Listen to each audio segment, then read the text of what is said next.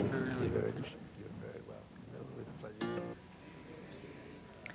My name is Tony Carter, and as most of you know, I'm the pre-release coordinator here at Folsom State Prison, and it is my pleasure to welcome each and every one of you here this evening.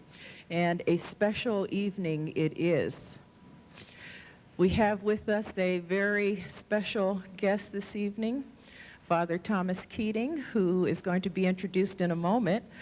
And I do want to stress the fact that pre-release is very proud to be one of the co-sponsors of this program. We do believe in sponsoring that which we want to see grow and expand, not only in our prison community, but in our larger community and in our world, which means that we fully support prayer and meditation. It is a practice that can only bring good to us, and I know I'm talking to the choir when I talk to you gentlemen, since you've been engaged in this activity for quite a while now. And to introduce our guest speaker, I'd like to introduce Mr. Doherty, or Frenchie.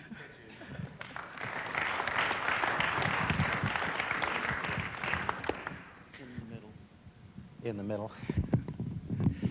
Well, hello everybody. It's really good to be here tonight, and Mr. Keating, it's really good to welcome you here. I was asked a couple of weeks ago to share a little bit about our program, to share with you some of the things that are going on within the prison here, in a small sense represent some of the people that are here. This program started a little bit over 5 years ago, as you know. It was started by a couple of lifers talking.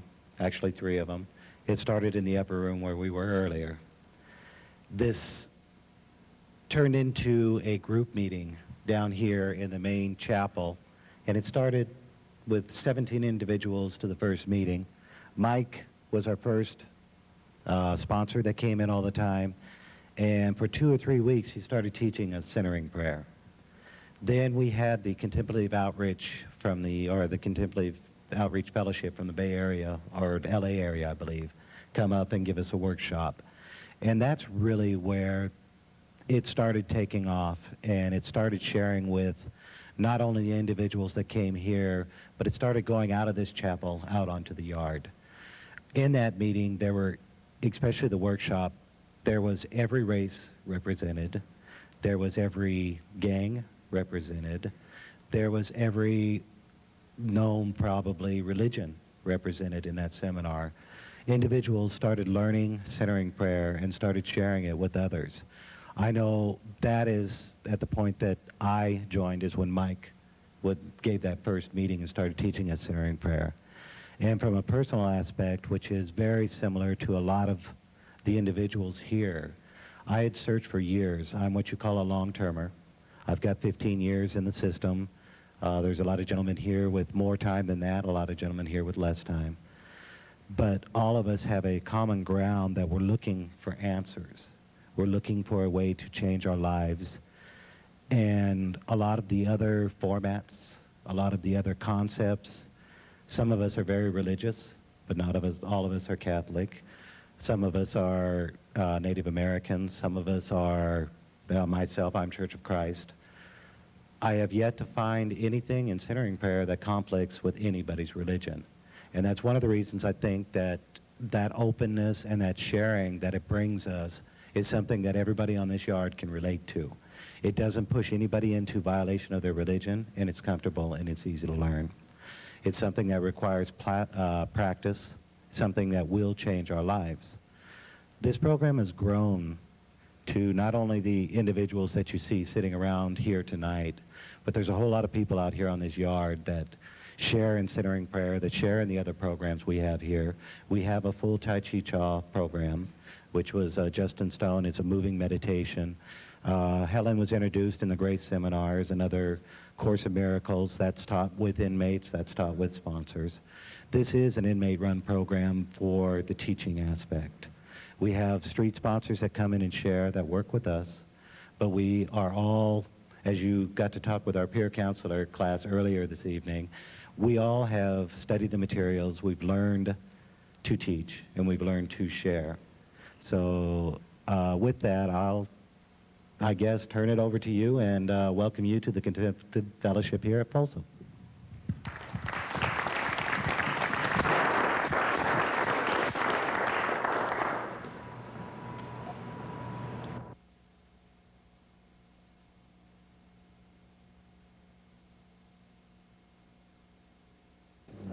It's a great pleasure to have you here again. Around you today, you have the peer counselor group. I see graduates of the 2 or 3 different classes that we've had graduates. We've got another class that is about ready to graduate that are giving their presentations on how to teach centering prayer and whatever. I know a lot of the gentlemen are interested in asking questions and sharing in this way. So we look forward to the time that we have, and from there I'll pass it over to you and let you go from there. Observation. I got the mic. On this, prison's a unique place. And in here, the men are more imprisoned by what they do to themselves than what the guards do to them and what their sentence has done to them. You know, it takes one walk across the yard to notice that there's a very small pathway that you can actually walk without encroaching on somebody's territory. That's like the free space in between. It's much the same, I've noticed, with religions. Over the years that we've been doing centering prayer here at Folsom, I've asked the new peer counselors as they graduate, what is it that brought them to centering prayer? What is it that made them want to come to this group? Because primarily the people that come to the Contemplative Fellowship of Folsom are not the normal people that would hang around the chapel, but more the people that are on the yard activities and the activities on the tiers.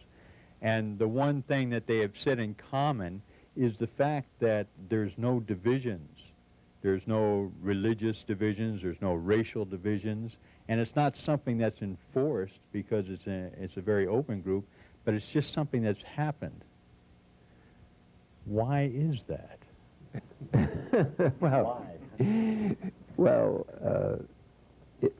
When you have a group of people who are accessing the inner room, that is interior silence, and their own, which is the same as saying they're beginning to cultivate spiritual attentiveness, the awareness of their spiritual potential and of the divine indwelling, which is even more profoundly within us, at the center of our being. That's why we call this practice centering prayer. It's a movement towards not only our own center, but to the discovery that in that center is the divine presence, and that's where our true self emerges, even if it hasn't had much chance to become conscious yet because of the work of layers of false self and mythic membership stuff.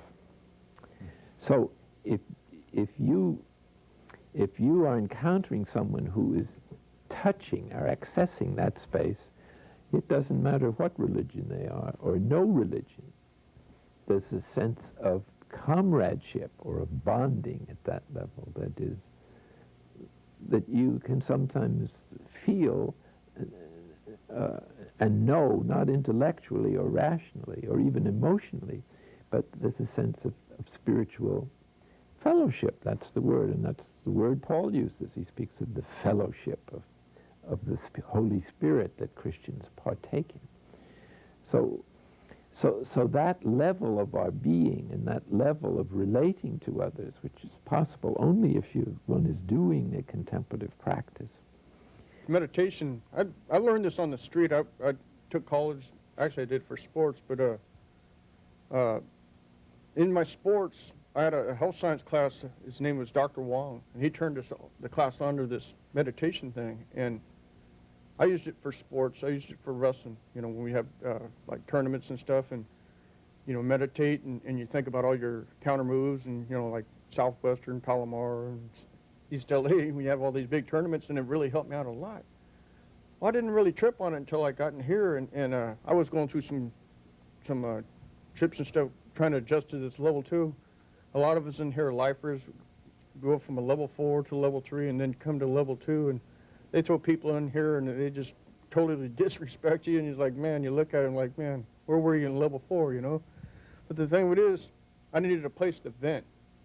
And Daigle right here, he and Paul Jones, a couple other fellers and stuff in here, they said, man, why don't you go and check out this meditation thing? And I never really used it as like meditating and then just giving it back to God, who I choose to call Jesus Christ. And it worked, man. And it took all that madness and all that stuff that was clouded in my mind, and I just gave it back to God. And man, this picking thing works good, you know.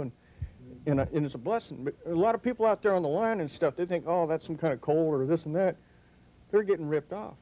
They're getting ripped off. But if they go in and see for themselves that this isn't no cult, this is for them. See, I'd even do a little Our Father before I even do my meditation. And, you know, I'm in set with God, and I see all those little thoughts come up there, and I just give it right back to God. And sometimes, man, I feel real good, like I'm kind of burnt out right now because I had to get some hobby out. But just even doing that little meditation we did a bit ago, man, it just bring me back the energy I needed. And, you know, it's something that we need. And for anybody else that has trials and tribulations and people that trying to get adjusted to the system and stuff, man, try this out because it really works. And I'm grateful that you come up in here. You know, you could have went any place, but you came to Folsom, and all us fellas is in here. We're real grateful that you come up in here and share them with us and everything. And, you know, it's like seeing Billy Graham or seeing, you know, yeah, it really is, you know. It's, you know, someone real famous, you know, and you're famous. And, you know, you really are, and it's a blessing. And I'm grateful, and I know all these other fellas are blessed, and whoever else wants to talk, thank you. Okay, any other observations? I was blessed and called over about 2 years ago by Daigle. A couple of the other brothers, Frenchie and Paul and Mr. Blake, and a lot of the brothers. This man here worked with me when I first got here. Struggled a little bit because I've been a Christian for 17 years inside the joint prior to ever coming to a contemplative class. And I'd heard all these different things about it. I sat in a couple on Friday mornings when I first got here, and then I became an evening participant. I found that for 20 minutes, at least once a week, every week, first year or so, that I was at peace, not only with myself, but with the 50 men who sat down in a room, no matter what they believed or what color they were, what their education levels were, or what they did to relax or prepare themselves for meditation. You do Tai Chi. I mean, it's a wonderful thing. I've seen a lot of the brothers do it. I play music. When I'm frustrated, I play up-tempo. When I'm down, I play the blues. And when the music reaches, it cleanses. It's that healing thing for me that prepares me. Now, I found myself, as we all do, we grow. I think in centering prayer, we grow into it. Not just initially, well, it's like a babe thing. You got a little bit of it, but as you do, you have to go along more. Let one another know that you're there for them and you care for them. And I think this is what centering prayer does above all things that I've seen in my 20 years in the joint, is that it heals the lines that separate the men. And I think it's that Spirit of God reaching out and touching the Spirit of God that dwells in another man. Well, thank you. That's mine. Thanks for sharing that. What you said earlier is so true. Music can be a great preparation or a great continuation, a way of processing for someone who has that gift like yourself, the emotions that might have emerged in centering prayer. So remember, centering prayer is only something we recommend you do twice a day for 20 minutes or a half hour. And you can do anything you want the other 23 hours of the day. And so it's good to pray for the concerns of the world at other times, good to pray with others. Anything good is just fine with centering prayer. It's just that it puts another dimension on your relationship with the what you call your maker. Okay. Father Keating, it's nice to see you. I was introduced to centering prayer by Daigle, Paul, Frenchie. One Friday night they said, come on in, try this new stuff, and you won't ever be lonely again.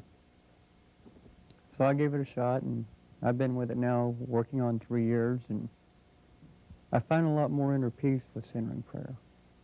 I find more dignity within myself, finding out more who I am within, and I thank you for that.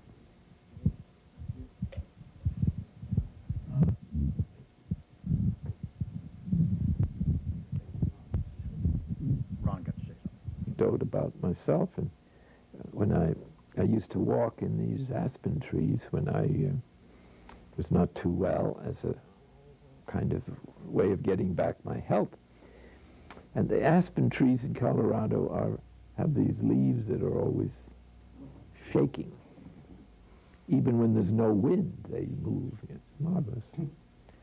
So one day I was walking through, and it was very quiet, and all of a sudden a breeze came through, and these trees with their leaves just burst into action, and they waved like mad, and it was so striking that I just stood there watching it, and all of a sudden I realized that these trees are waving at me. Wow. This was a nice feeling to be that important, you know, as if nature regarded you as something special. And then I realized they're not waving at me as such. They're waving at God in me. And so I waved back. I couldn't imitate their thunderous applause, but it's as if they were recognizing in me this basic goodness, which is God, the image of God, and that it was actually God in them that I was waving at. And now this sort of lingers with me. So when I see a flower or anything,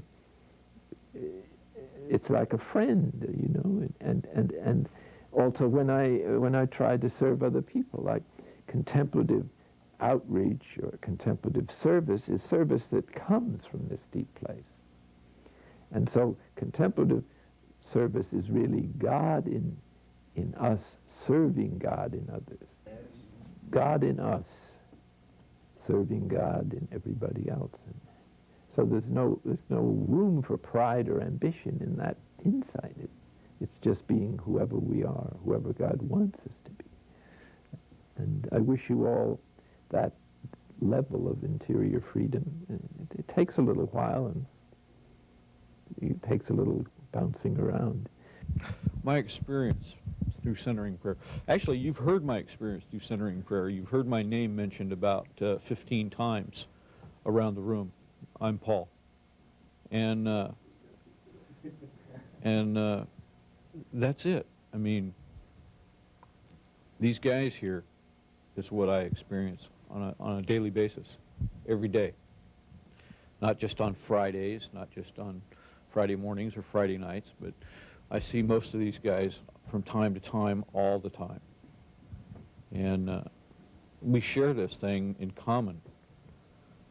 And I think that's a good phrase, in common, always, even when we're not together.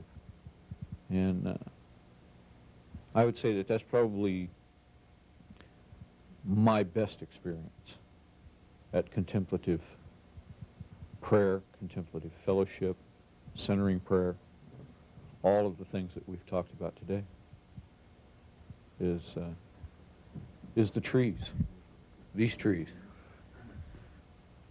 waving at each other.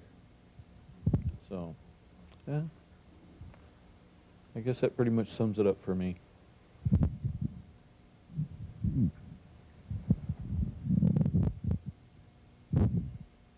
Thomas, what centering prayer has done for me, Dago had spoke of earlier how in prison, the way we have a tendency to confine ourselves. And being susceptible to that, after so many years of serving my sentence, I found that I was believing that it was impossible to be happy in prison. You know, I'd hear other people speak of being happy in prison. I'd look at them like they got to be crazy. It's impossible to be happy in prison, but what Center in Prayer has done for me is given me the opportunity to see that, yes, I can be happy in prison. That just because physically I'm confined, that's mentally and spiritually I don't have to be confined. And that's what it does. When I go into that center and experience that silence, I am truly happy. And when I come out of that, you know, I bring some of that happiness back into my everyday life.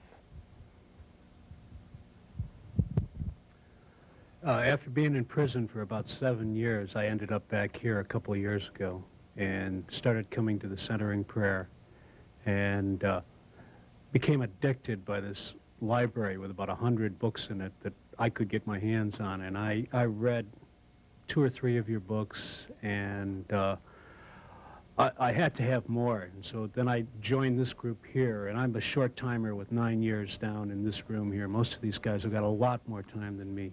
And I started coming back out again. And now I'm the librarian.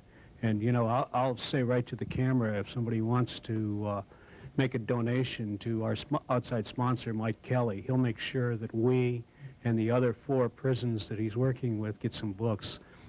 Mike talked to somebody, and the next thing we knew, we got 100 books from a retired librarian in Oregon, all of them related to meditation and spiritual things.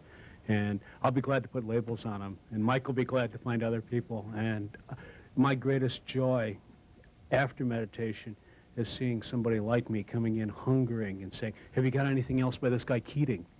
Have you got anything else by a guy named Muktananda? Have you got anything else about Buddhism? And, you know, and I've got 400 books on the table every week, and I lug them all down, and these guys help me, and I lug them all back up again, and it's a good day for me if I get 20 or 30 books out. Thank you. I'm real grateful, like a big dog, that you came in here and got to share with all the fellows in here, and, you know, for all of us doing major time and long-term time, and we're grateful for this program. You know, it's a place to vent and a place to, you know, get back to reality, and you know, Merry Christmas to you, and Jesus' reason for the season, and we'll pass it on to this man here, the haircut guy.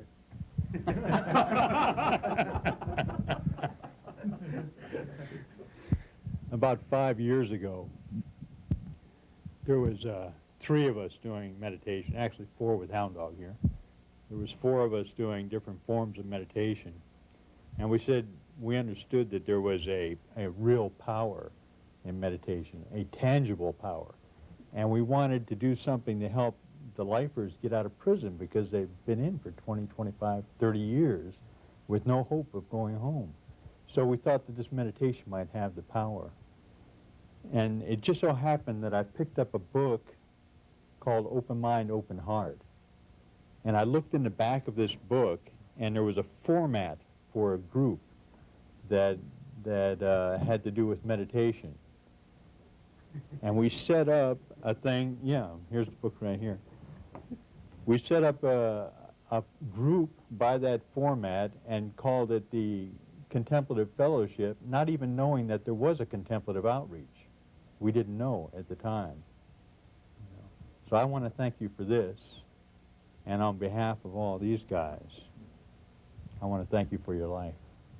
Well, I want to thank you, too, for coming and being an inspiration to our lives and introducing more of Centering Prayer to us, and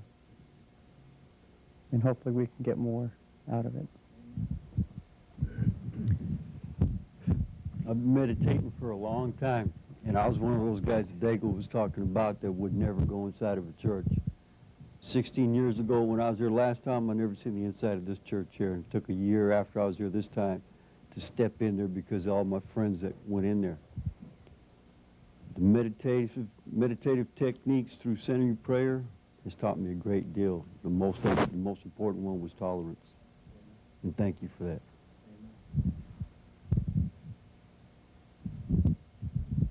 I want to thank you for the book that was presented to me on your first visit. I've read it. I had read it before you got here. I still read it. I still refer back to it every now and then. like I mentioned first, I'm probably still one of the lost souls floating around waiting to get anchored. Centering Prayer is doing a very good job. It has changed my life a lot.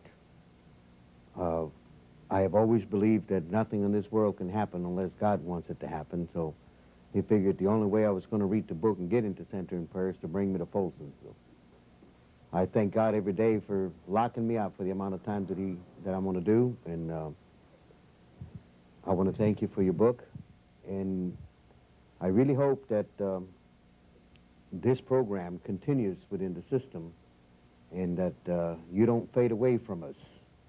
Continue to keep in touch with us and the other prisons that are trying to get this program underway so that more people in this world can be helped by your work. Thank you. Yeah, I just want to thank you. Thank you for coming and visit us and here in prison, which sometimes even our family forget about us in here in this place, you know. But I want to thank you for coming in here and also for teaching us centering prayer, because thanks to that I can be me now, and like I said before, I really have a problem before with all. I was confused, I was lost, and thank God and centering prayer that brought me back to my inner self, and now I can be me, Fernando, and I thank you for that. I want to say that I agree with you. That's a president say it all. That's a first. that indeed God's grace is shown from our own inner meditation on the silence, and we're so wonderfully blessed by God bringing you here to us.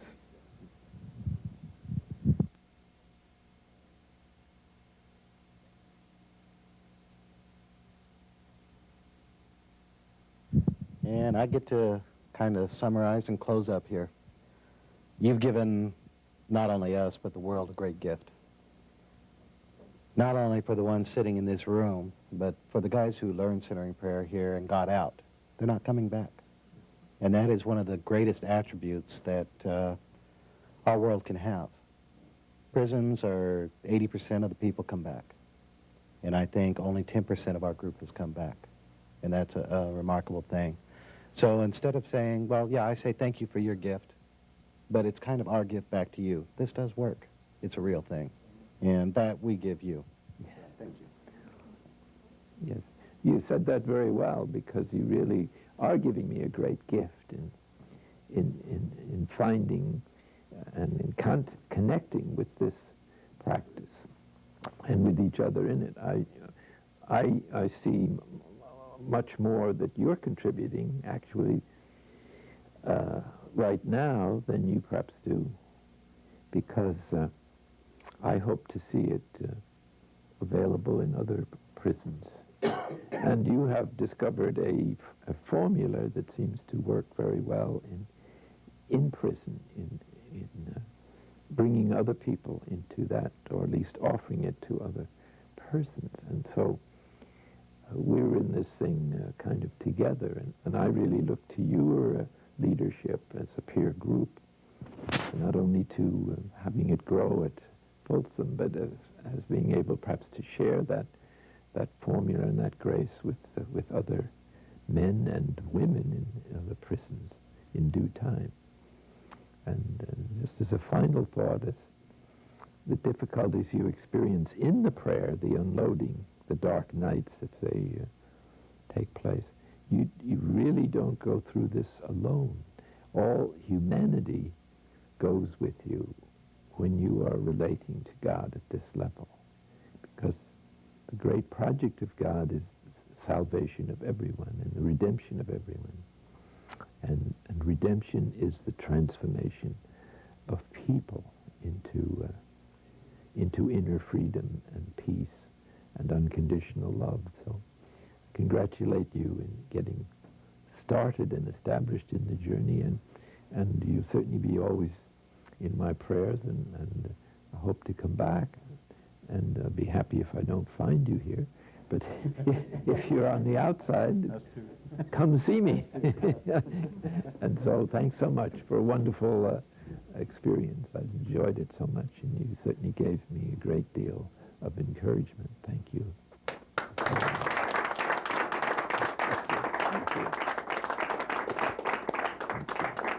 Again, thank you to our sponsors, Mike, Al, and Miss Carter, and Dr. Shrum, wherever they are.